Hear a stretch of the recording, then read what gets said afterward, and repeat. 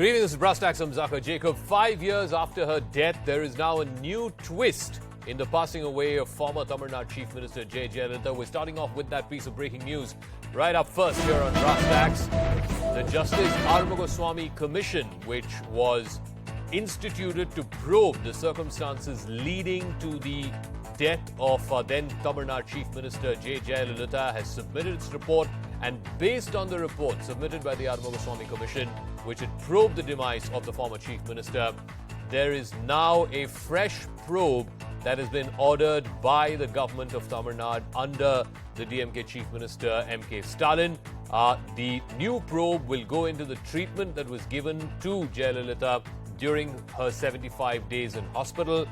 In fact, the inquiry will include a probe against Jayalalitha's closest aide, VK Shashikala, her son-in-law, in fact, Dr. Shivakumar, as well as former health minister of the previous AIADMK government, Vijay Bhaskar, and the former chief secretary, Ram Mohan Rao. Now, these were recommendations made by the Arumugaswamy Commission, and this commission submitted its report on Saturday, 5 years after it was set up to probe the death of former Chief Minister Jayalalithaa. So let me go across to Purnima Murli, who's joining us with more details on this. So the Arumugaswamy Commission recommending the probe against some of these closest people of Jayalalithaa, her inner circle as it were, and now the Stalin government acting upon that recommendation.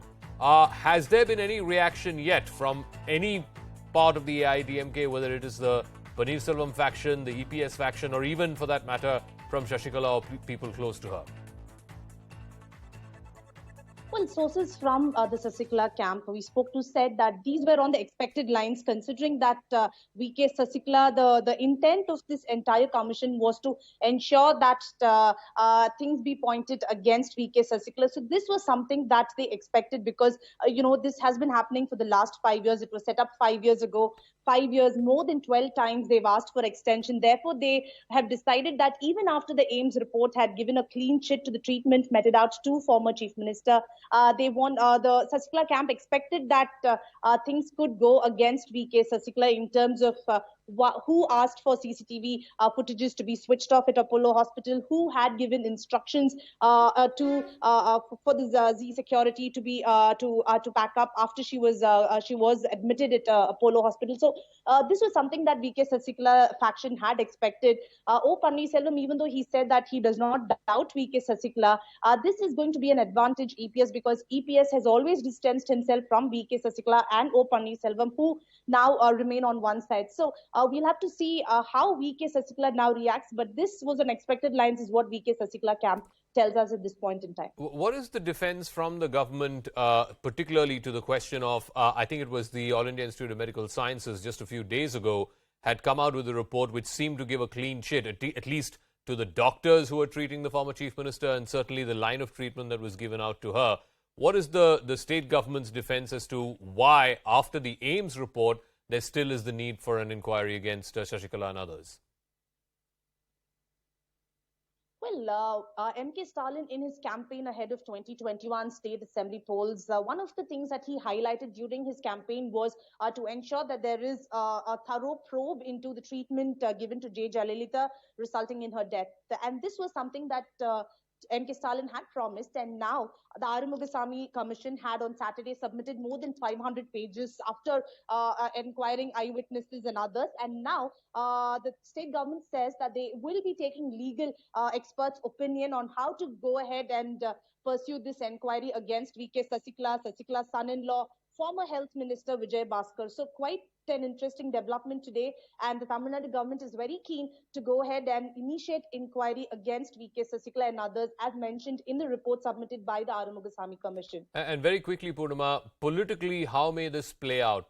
Certainly for the DMK government ordering this inquiry after 5 years of the Arumugaswamy Commission, and then that report was submitted over the weekend, as you said, and now they have found cause to order an inquiry against the likes of Shashikala, her son-in-law, the former health minister.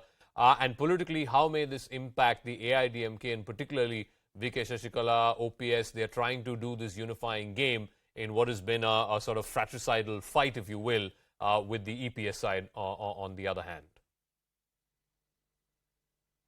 Well, while the Tamil Nadu government and the DMK top brass is closely monitoring the situation because they wanted a thorough probe and they wanted to ensure that the report details are out after the cabinet meeting, which is why a press release was sent out. While they are keenly watching the developments of what is going to happen for the AIADMK, EPS camp is quite happy with the report findings because this is going to be an advantage. EPS, who time and again has maintained that VK Sasikala, O Selvam, they are no longer part of the ADMK. While the cases are going on, it's an advantage EPS, while O Selvam and VK Sasikala will now have to plan their next moves to see how best they could fight back to win the legacy of the AIADMK. All right, we'll leave it at that. Purnima Murli, many thanks for joining us with that big development there. The Stalin government, the MK Stalin government in Tamil Nadu, has now ordered a probe against VK Sasikala, her son-in-law, and the former health minister, Vijay Bhaskar. This is basis the Arumugaswamy, Justice Arumugaswamy Commission report that was submitted to the state government over the weekend. Meanwhile, from Tamil Nadu, let's shift focus to Karnataka, where